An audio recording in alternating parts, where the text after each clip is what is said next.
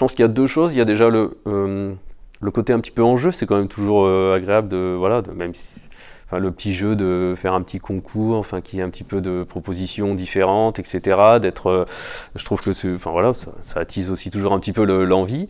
Et puis surtout, je trouvais vraiment important de pouvoir participer à un atelier parce que c'est vraiment là où on peut réagir différemment et avoir des échanges qui est quand même pour nous, pour notre domaine enfin, artistique, c'est quand même une des plus-values voilà, très importantes de pouvoir discuter avec les gens.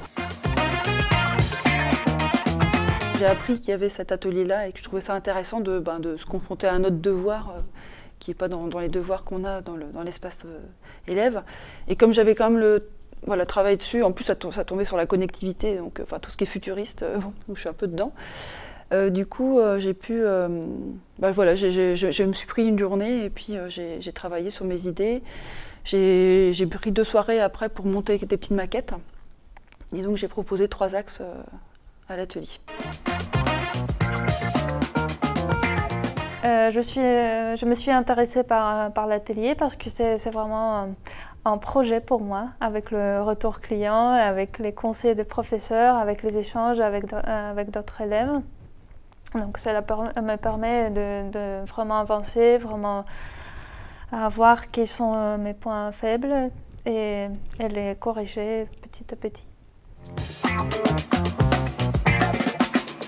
Donc en fait, pour partir sur le futur, en fait, je suis parti de l'idée des robots, un petit peu androgyne, un peu, enfin voilà, je suis parti donc sur plusieurs pistes, en mêlant soit le robot sur un podium de défilé, soit en fondant une image un visage humain avec un visage de robot. L'idée, c'est surtout voilà, d'avoir le graphisme du robot, avec tous les plaques, les choses comme ça, les couleurs un petit peu blanches, pures, etc. Donc voilà, on est parti sur cette idée-là d'essayer de fusionner un petit peu la mode et le robot et que pourrait être un défilé de mode en 3017 par exemple.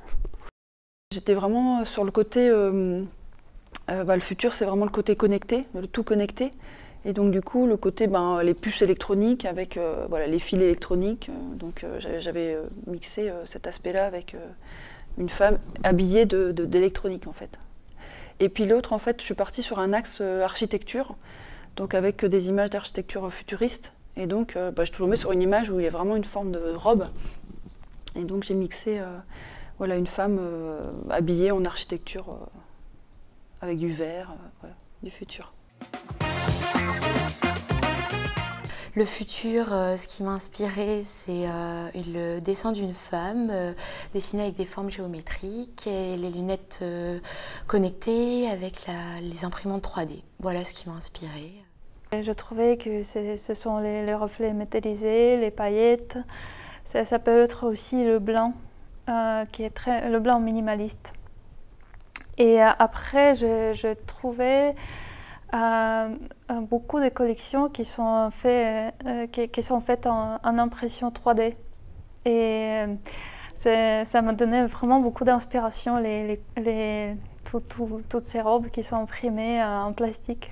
Donc j'ai gardé une partie classique de défilé. C'est une modèle, une jambe de femme qui est en train de marcher sur un podium et avec des petits éléments liés avec les textures plastiques, avec les idées de futur aussi.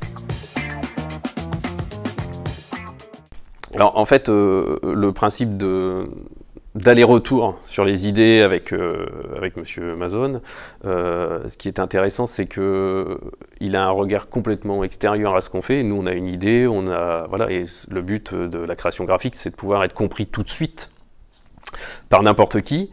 Donc là, en ayant un retour de professeur comme ça nous permet de voir si ça fonctionne ou pas. Et puis, les différents échanges ont toujours été très, très clairs et voilà, très aigus. Au niveau de l'aiguillage, ça a été vraiment efficace.